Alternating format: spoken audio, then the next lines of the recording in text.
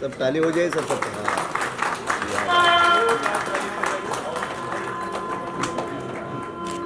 हमारे माननीय अतिथिगण, अरे अध्यक्ष महोदय खड़ा हो जाओ ना भाई। दीप प्रज्वलन कर रहे हैं एक एक करके, क्योंकि दीप प्रज्वलन यानी अंधेरे से हम उजाले की तरफ बढ़ रहे हैं।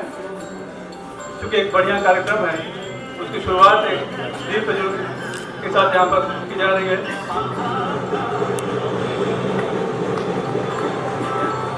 एक ग्रुप फोटो।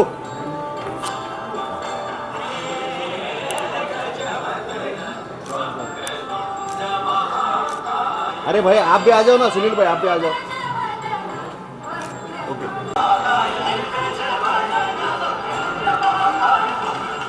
पत्रकार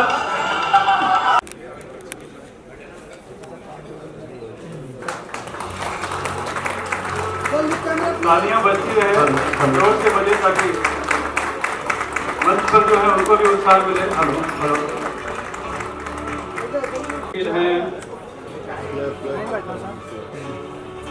विनय दुबे एक समर्पित सामाजिक कार्यकर्ता भी हैं, जिन्होंने समाज के वंचित और कमजोर वर्गों की आवाज बनकर कई प्रभावशाली कार्य किए हैं। आपका खासतौर पर प्रवासी मजदूरों और जरूरतमंदों की सहायता में आपका योगदान उल्लेखनीय है। कृष्णा जी, अजय भाई, सुनील भाई और इस संघ से जुड़े हुए सभी हमारे मित्र, साथ ही साथ आज इस मनाड़ विधानसभा में पधारे हमारे सभी जिनको अवार्ड्स मिलने और जो अवार्ड्स देने वाले हमारे सारे ब्यूरोक्रेट्स के, हमारे दूसरे विभाग से आए हुए, कोई एजुकेशन के फील्ड से आए, कोई बिजनेस के फील्ड से आए, इस तरीके से आए हुए सभी लोगों का सबसे पहले मैं बहुत बहुत जो है मुबारकबाद देता हूँ कि उन्होंने आए और इस पत्रकार विकास संघ को जो है उन्होंने आगे बढ़ाने का काम किया। वैसे ये जो रिश्ता है हमारा और पत्रकार संघ का, इसमें से जो लोग जुड़े हैं ये संघ बनने से पहले से है। हम शुरुआती दौर पे एक साथ में खेले हैं, कूदे हैं, उसके बाद में जो है अपनी अपनी फील्ड में। कॉन्स्टिट्यूशन के बारे में आज थोड़ा सा बोलने के बारे में सुनील जी ने कहा है कि कॉन्स्टिट्यूशन जिस दिन से बना और आज तक का मेरे ख्याल से बहुत सारी चर्चा हुई, उसमें बहुत सारी बातें। उसका एक उदाहरण अगर मैं देना चाहूँगा जमीउल्लाह भाई, वो ये है कि कॉन्स्टिट्यूशन जो 4 स्तंभ पे खड़ा है उसमें का एक स्तंभ जो है वो पत्रकारिता है। और पत्रकारिता का ये मिसाल है कि जितने इस पत्रकार संघ से जुड़े ये सारे मेरे मित्र हैं, लेकिन ये सारे मित्रों ने कभी मेरे विरोधियों का भी प्रशंस या उनका हौसला अफजाई किया, उनके बारे में अच्छा लिखा। तो मेरे मन में कभी ये खंत नहीं आया कि मेरे दोस्त जो है मेरे प्रचार के टाइम में मेरे सामने वाले के बारे में अच्छा लिख रहे हैं। ये असली कॉन्स्टिट्यूशन मानने वाले लोगों की पहचान है, क्योंकि मेरी मित्रता में कभी मैंने फर्क आने नहीं दिया। न्यूज अच्छी हो चाहे बुरी हो, न्यूज सच्ची चलनी चाहिए, यही कॉन्स्टिट्यूशन है। कानून सच्चा चलना चाहिए। उसके अंदर जो बाबा साहब अम्बेडकर ने एक एक शब्द, एक एक वाक्य, एक एक जो उन्होंने चुना है उसको दुनिया के बहुत सारे जो देश है उसको उन्होंने उसके ऊपर स्टडी की, उसके बारे में उन्होंने जाना है। और बेसिकली कॉन्स्टिट्यूशन का जो निचोड़ था वो इस देश के अंदर जो है वो पूरी दुनिया में आपको कहीं नहीं दिखा। इस देश के अंदर इतने सारे धार्मिक मानने वाले लोग, इतने सारी जबान जो है यूज़ करने वाले लोग, इतनी सारी भाषा यूज़ करने वाले लोग, ये मुझे लगता नहीं कि हिंदुस्तान या इंडिया के सिवा और दुनिया में आपको कहीं दिखाई देगा। यानी हर 100-200 किलोमीटर के बाद में जो है भाषा चेंज हो जाती है, बदल जाती है, लेकिन सबकी सोच और सबकी विचारधारा वो एक होती है, वो है देश। सबसे प्रथम अगर कुछ चीज़ होनी चाहिए वो है देश, उसके बाद में वो सारी चीज़ें होना चाहिए। ये हम सबको अपने दिल में और दिमाग में उतार लेना चाहिए। और जो लोग ये सोच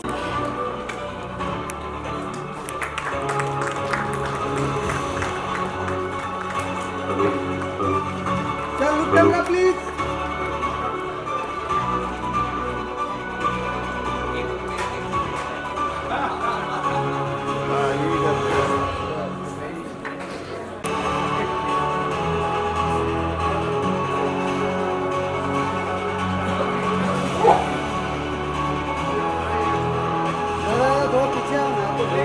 रेडी, लुक कैमरा प्लीज।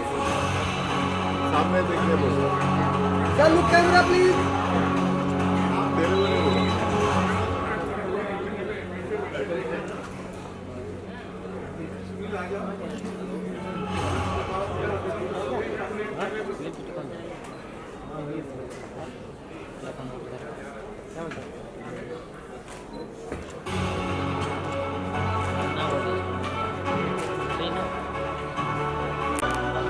जो पिछले कई दिनों से मुझे मिल नहीं पाए हैं, मैं भी उनसे मिल नहीं पाया हूँ, लेकिन मेरी विनती है कि आप लोग बैठे रहे, जरूर आपका भी वक्त आएगा।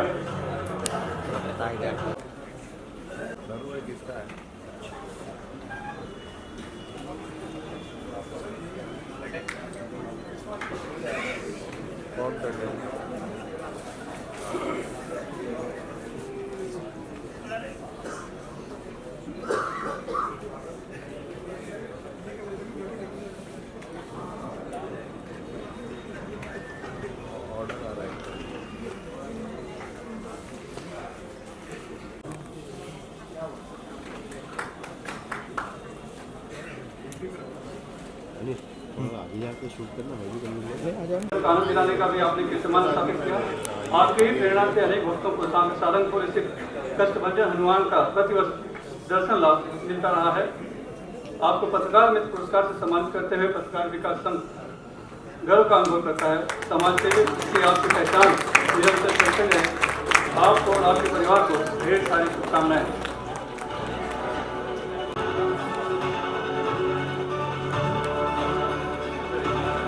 आचार्य पवन त्रिपाठी जी श्री सिद्धि विनायक मंदिर ट्रस्ट मुंबई के कोषाध्यक्ष और भाजपा मुंबई के उपाध्यक्ष हैं।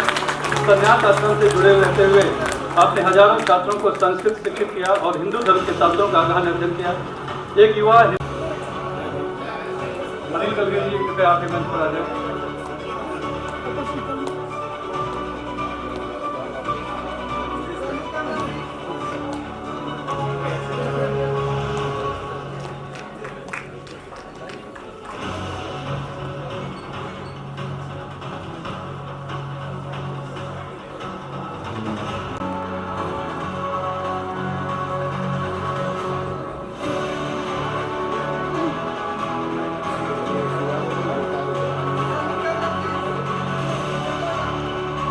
बल्कि वर्तमान में राष्ट्रीय सहारा के मुंबई चीफ ग्रुप ने अपनी अद्वितीय पहचान बनाई है।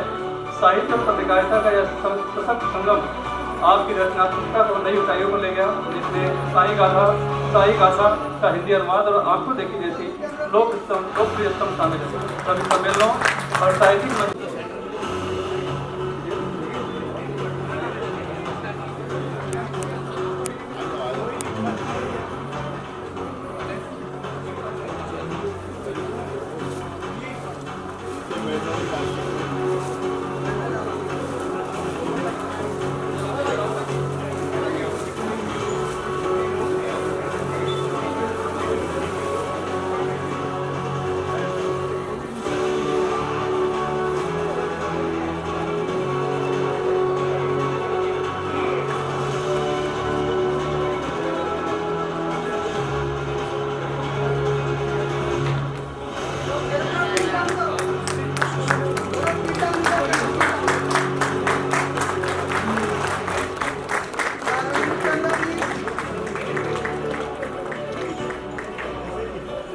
ये कैलेंडर सभी को मिलेगा, आप घर पे ले जाइएगा। और इसकी खासियत है कि इसमें जो संघ से जुड़े हुए लोग हैं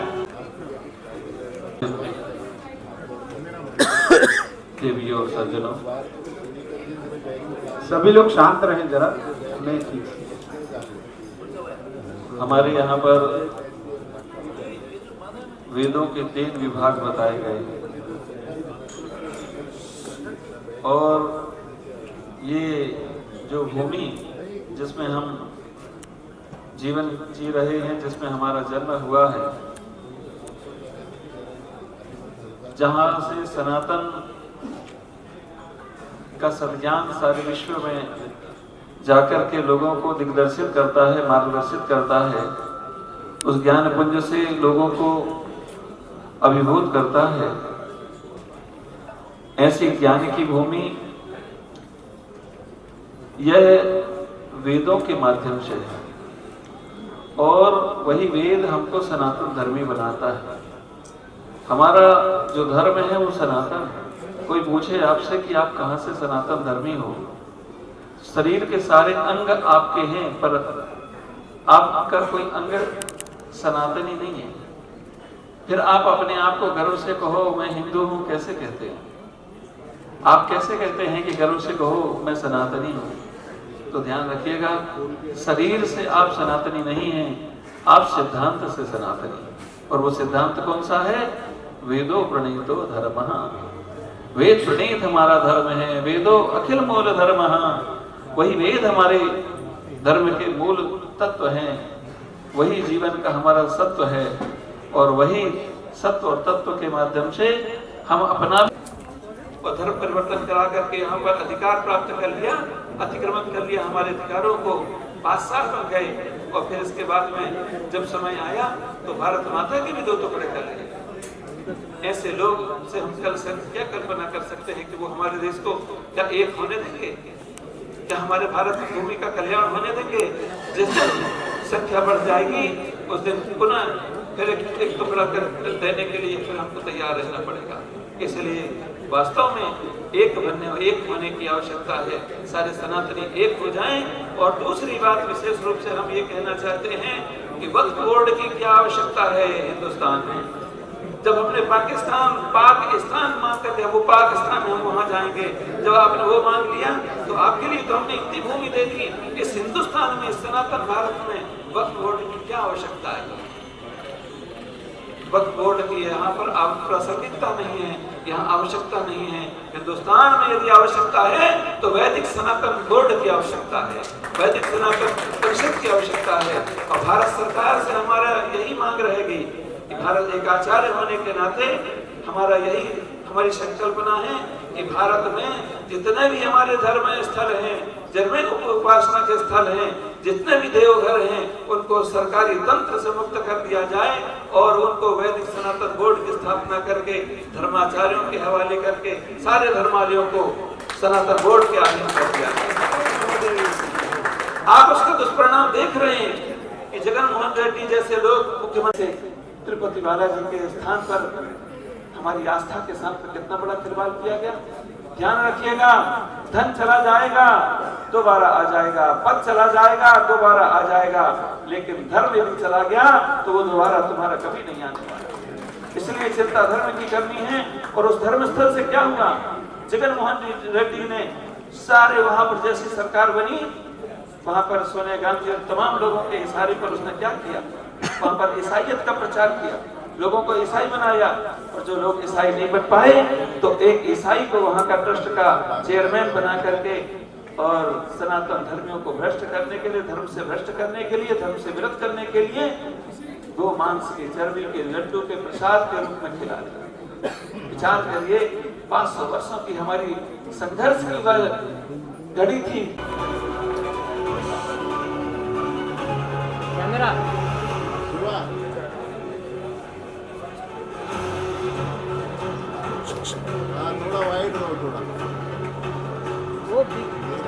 इसी के साथ हमारा जो पहला चरण था, आखिरी वक्त तक आप बैठे, लेकिन आपको जरूरी काम से जाना है, इसलिए हमें पहले नंबर आपको लगाना पड़ा। इसी के साथ अंशकालिक अवार्ड जाता है शिव शंकर तिवारी जी को। आप भी मंच पर आए। वर्तमान में आप आज तक के लिए अंशकालिक संवाददाता के रूप में कार्यरत हैं और अपने मार्गदर्शक साहिल जोशी के साथ काम करते हुए पत्रकारिता में अपनी विशिष्ट पहचान बना रहे हैं। आपकी प्रेरणा से कई डीटीपी ऑपरेटर और कैमरामैन आपके अपने क्षेत्रों में सफलतापूर्वक कार्यरत हैं। पत्रकार विकास संघ आपको पीवीएस जूरी अवार्ड अंशकालिक 2024 से सम्मानित करते हुए अत्यंत हर्ष महसूस कर रहा है। सतीश मालवाड़े का योगदान फोटो जर्नलिज्म में साहस, समर्पण और उत्कृष्टता है। आपको पीवीएस जीवन के पर्यावरण पे लिखते हैं और पर्यावरण पत्रकारिता में, जिसमें कि बहुत से कम पत्रकार रुचि लेते हैं, लेकिन प्रसाद सिंह उस पर्यावरण पत्रकारिता में अपनी लेखनी का परिचय देते हैं। आपको पीवीएस आपको बेस्ट जनरल कैटेगरी का रिपोर्टर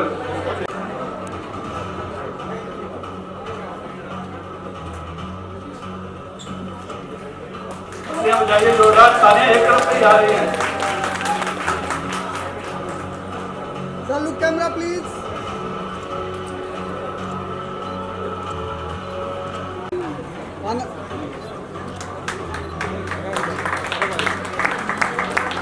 प्रेम शुक्ला जी हमारे अग्रज है, पत्रकारिता यूं कहिए कि हमने इन्हीं से सीखी है और वही गुरु का है। हालांकि इनके कई गुण हैं, कई रूप हैं, उन सब रूपों को हम लोग ले नहीं पाए, लेकिन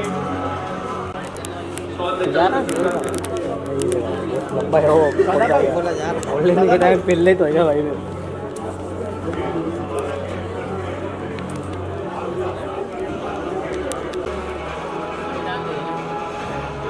Camera, please.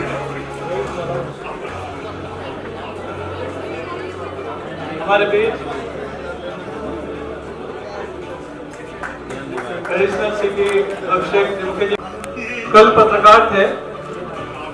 वैसे जैसे मैंने कहा कि पत्रकार कभी रिटायर नहीं होता, पत्रकारिता जिंदा रहती है उसके मन में, और हम दोनों हमारे गुरु हैं। इन दोनों को देखते हुए हमने सीखी है पत्रकारिता, हमारे लेखों के इन्होंने कलम भी चलाई है। तो ये स्वर्णिम अवसर है कि दोनों यहाँ पर है। समय जब सब लोग बच रहे थे तब इन्होंने अपने अभिनय का काम छोड़कर, हालांकि वो बंद रहा होगा, लेकिन उन्होंने सेवा दी, अस्पताल में खतरा मोल लिया और सेवा दी। उसके लिए भी हम पहले इनका सम्मानित कर चुके हैं, आज यहाँ पर आएंगे उसके लिए बहुत बहुत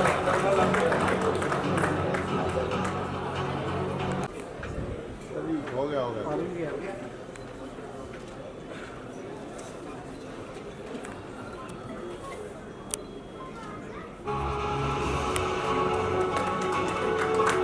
Look camera, please.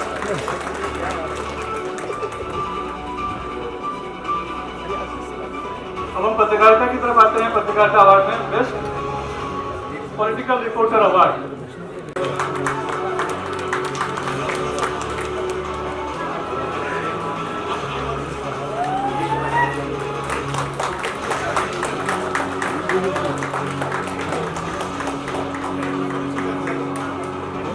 Look camera, please.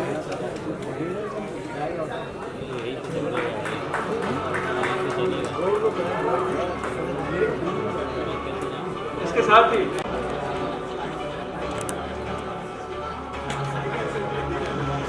Shrikant भाई अभी भी बीबीसी में हैं, लिखते हैं, और अजय भाई हमारे साथ अगली टीम में रह चुके थे। इन्होंने रामनाथ गोयल का अवार्ड भी जीत चुके हैं।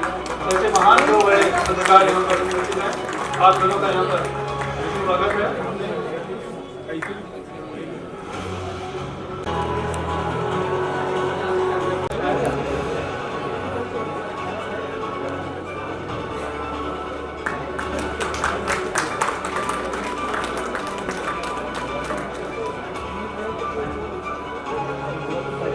भाई अमरजीत पीछे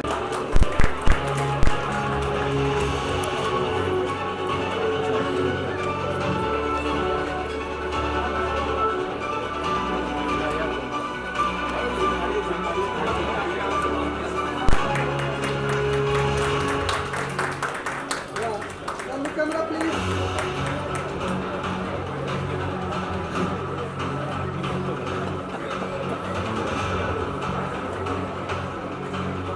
दाऊद की दूसरी शादी और हसीना पालकर पर क्वार्टरबाग जैसी चर्चित खबरों ने आपको अलग पहचान दिलाई। पत्रकारिता में आपके अमूल्य योगदान के लिए पत्रकार विकास संघ आपको पीडीएस जीवन गौरव सम्मान 2024 से सम्मानित करते हुए गर्व का अनुभव कर रहा है।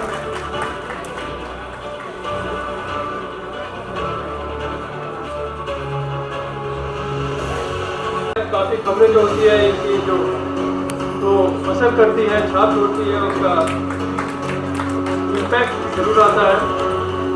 और बड़े से तीखे किस्म के पत्रकार हैं। काफी फोन आते हैं जब इनकी खबरें छपती है कि इनको जानते हो, तो मैं तो Look camera.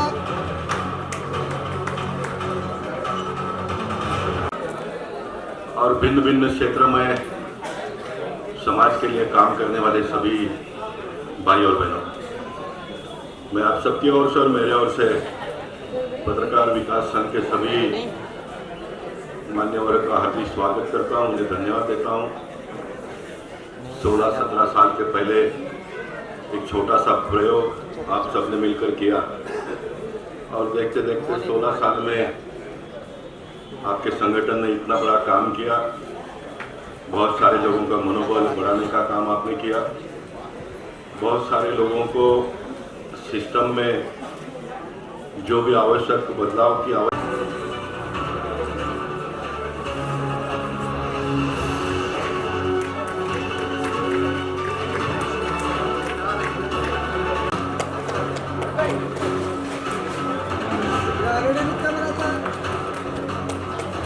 कहता कि राइजिंग स्टार और ब्लू कॉलर वर्कफोर्स के समस्याओं के समाधान के दूत हैं।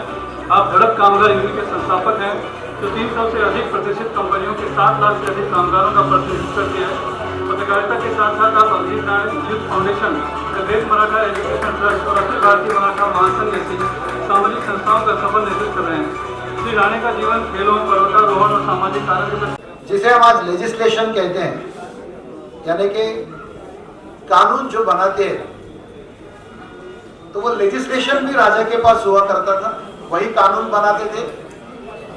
जो कार्यपालिका है, एग्जीक्यूटिव्स, वो भी राजा के ही हुआ करते थे, और जो न्यायपालिका थी वो भी राजा के ही नियंत्रण में चलती थी। लेकिन अगर संविधान ने कुछ किया है तो इन तीनों चीजों को अलग कर दिया। कानून विधायक बनाएंगे जो जनता से आएंगे, ताकि जनता की जो इच्छाएं, आकांक्षाएं हैं, वो आपके कानून में प्रतिबिंबित हो, उनके हिसाब से कानून बने। कार्यपालिका को अलग से बनाया है कि जो कानून बनाए गए हैं लोगों की इच्छा अनुरूप। वेट हीरो मत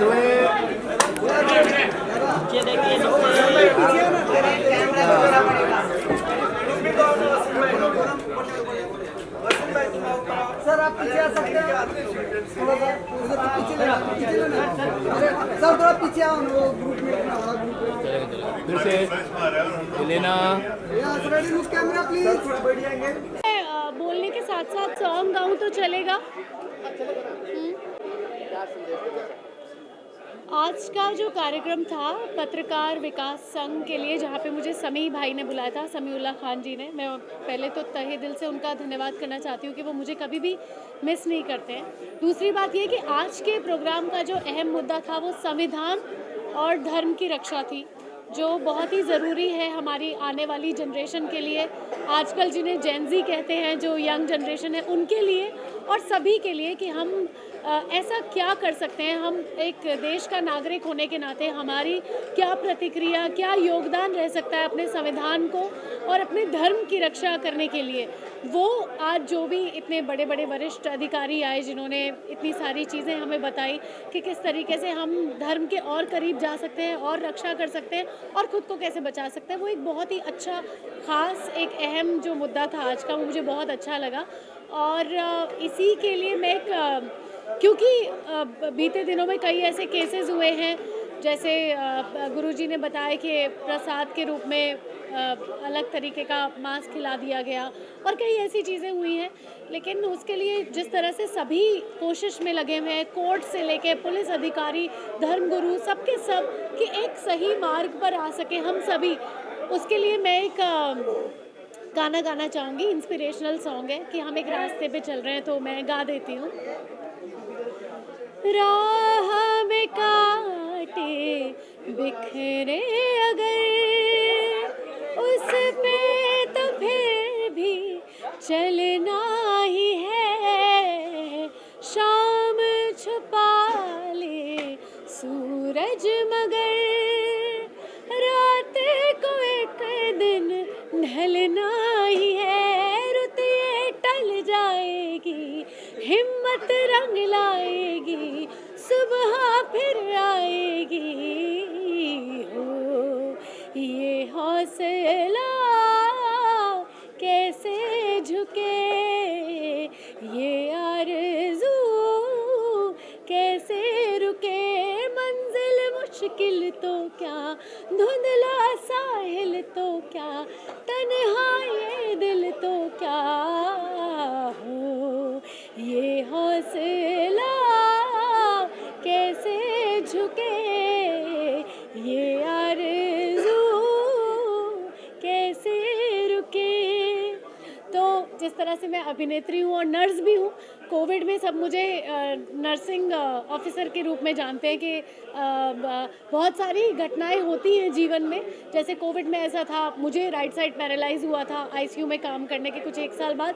ऐसा लगता है उस परिस्थिति में कि ये परिस्थिति बहुत कठिन है और नहीं गुजरेगी, लेकिन मैं आपको बताऊं कि ज़िंदगी में बड़ी से बड़ी तलवार हो वो सब उतर जाती है। तो आज जो हमारे धर्म पर संकट है, हमारे संविधान पर संकट है, जो भी आक्षेप लगाए जा रहे हैं, वो सारी चीज़ें, मेरा ये अडिग विश्वास है कि हम ईश्वर पर भरोसा रखें और अपने मार्ग पर अडिग चलते रहें तो वो सारी चीज़ें टल जाएंगी और एक बार हमारा भारत देश फिर से सुगम और सौम्य होगा। धन्यवाद। देंगे आज 16वीं वर्षगांठ मनाई गई, भारी संख्या में यहाँ अतिथिगण उपस्थित थे। जी बिल्कुल, पत्रकार विकास संघ का ये 16वां साल था, ख़त्म हो गया, अब 17वां शुरू हो गया और सभी पत्रकार पूरे मुंबई से, चाहे इलेक्ट्रॉनिक मीडिया हो चाहे अखबार हो, सभी लोग जुड़ते हैं और पत्रकार संघ का यही बल है।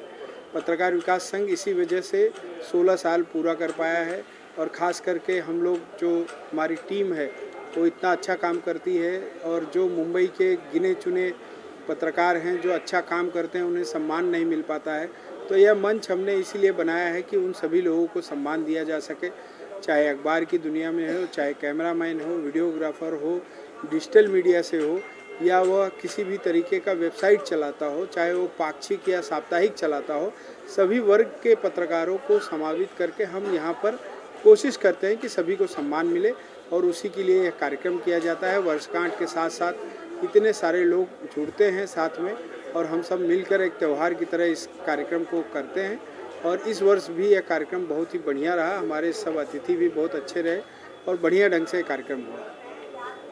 अरे भैया, आज के मौके पे क्या संदेश देना चाहिए?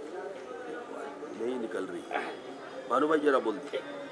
सबसे बड़ी बात है कि संगठन बना लेना अलग बात है, संगठन को एक परिवार की तरह चलाना अलग बात है। मुंबई में प्रत्येक क्षेत्र में अलग अलग संगठन है, पत्रकारों के बहुत से संगठन हैं, लोग काम कर रहे हैं। अब उसकी पहचान कैसे होती है, उसके कार्य से होती है। पत्रकार विकास संघ पिछले 16 सालों से जिस ढंग से अपने साथियों को एकजुट करके उनके सुख दुख में खबरों के लेकर के हर ढंग से साथ रहता है और उनके कार्यों को प्रोत्साहन देने के लिए साल में एक बार अपने स्थापना दिवस पर उनको सम्मानित करता है, ये हमारी सबसे बड़ी उपलब्धि है। कई बार देखा जाता है कि केवल लिखने वालों को ही पत्रकार माना जाता है, लेकिन हमारे यहाँ ऐसा व्यवस्था की गई है कि जो फोटोग्राफर है वही पत्रकार मान किया जाता है, उसके काम को भी सराहा जाता है। जो वीडियो में अच्छी एडिटिंग करते हैं, वीडियो रिकॉर्डिंग अच्छा करते हैं, उनका भी सम्मान किया जाता है। हमारी जो चयन समिति होती है उसका पूरा फोकस रहता है कि पत्रकारिता की हर विधा हर क्षेत्र को छुआ जाए, उस क्षेत्र में अच्छा करने वाले को उसका उत्साह बढ़ाने के लिए हम उसको सम्मानित करें। चाहे अंशकालिक पत्रकार हों, किसी भी अखबार से जुड़े हुए हों, उनका जो अनुभव रहता है, जो उनकी गुणवत्ता होती है, उसको सम्मान करने के लिए हम लोग इसकी व्यवस्था करते हैं कि हर साल उनको हम सम्मानित करें। निश्चित रूप से जिस तरह से हमारी टीम आनंद मिश्र जी के और अजय सिंह सुनील जी के नेतृत्व में हम एक समूह के रूप में काम कर रहे हैं, बिना किसी भेदभाव के, बिना किसी ऊंच नीच के, और सब लोग तत्परता से अपनी ड्यूटी निभाते हैं। जैसे एक परिवार में कोई कार्यक्रम होता है उस तरह से होता है और इसमें सबका सहयोग रहता है और जब कार्यक्रम सफल होता है तो मन को बड़ी तसल्ली होती है, शांति होती है। निश्चित रूप से ये हमारे नेतृत्व का गुण है, उनकी विशेषता है कि सबको एक सूत्र में माला बना के रखे हुए हैं और हमारा संगठन चल रहा है। अभी तो हम 16 साल हुए हैं, ईश्वर से प्रार्थना करेंगे हम 25 साल मनाएं, 50 साल मनाएं, 100 साल मनाएं, ऐसे कार्य चलता रहेगा। क्या संदेश देना चाहेंगे आज के मौके पर? इन 16 वर्षों में पत्रकारों के लिए संस्था बहुत बढ़िया काम कर रही है। आज आपने देखा होगा पत्रकार केवल लिखते हैं, दूसरों के समारोह में जाकर रिपोर्टिंग करते हैं। ये एक ऐसा प्रोग्राम है जिसमें पत्रकारों का अपना प्रोग्राम है, उनके परिवार जैसा है और यहाँ पर वो आते हैं तो उनका सत्कार किया जाता है जिन्होंने साल भर अच्छा काम किया है। आपने देखा होगा यहाँ प्रशासनिक स्तर के लोग, राजनीतिक स्तर के लोग, धार्मिक स्तर के लोग, संस्कृति से जुड़े हुए लोग, समाज के सभी वर्गों को यहाँ पर इकट्ठा करके एक उत्सव का रूप देते हैं। और इस बात का अभिनंदन करना चाहिए सुनील सिंह का, अजय सिंह का और अध्यक्ष आनंद जी का कि उन्होंने 16 वर्षों से इस संस्था को एक परिवार के रूप में बहुत बड़ा विशाल रूप दिया है, जिसमें आप सभी पत्रकार भी शामिल हैं और ये दिनों दिन प्रगती करें, यही कामना है। काय म्हणाल ठाकरे संजय राऊत यांचं आत्ताच एक वक्तव्य आलेलं आहे की ते महानगरपालिकेच्या निवडणुकांमध्ये एकला चलोचा नारा दिला, कुठे ना कुठे महाविकास आघाडीमध्ये प्रश्न निर्माण होता। नाही, याच्यात महाविकास आघाडीमध्ये प्रश्नच येत नाही ना।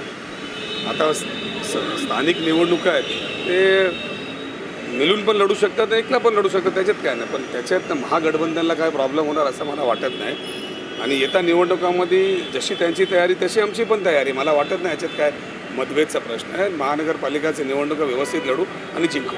आणि सर जे काँग्रेसच्या कार्यालयावरती हल्ला झाला होता त्याचं कुठे ना कुठे कारवाई तर झालेली आहे, पण राहुल गांधी यांच्यावरती खोटं नरेटिव्ह भाजपाकडनं पसरवलं जातं असं वाटतं. त्यांच्याकडून चूक तर झाली पार्लिमेंटमध्ये, आता ते लपवायचं कसा? म्हणजे हे सगळे उद्योग करायचा, याला मारण झाला, काँग्रेसचं पक्ष कार्यालय तोडायचं, महिलांना मारायचं, हे कितपर्यंत योग्य आहे?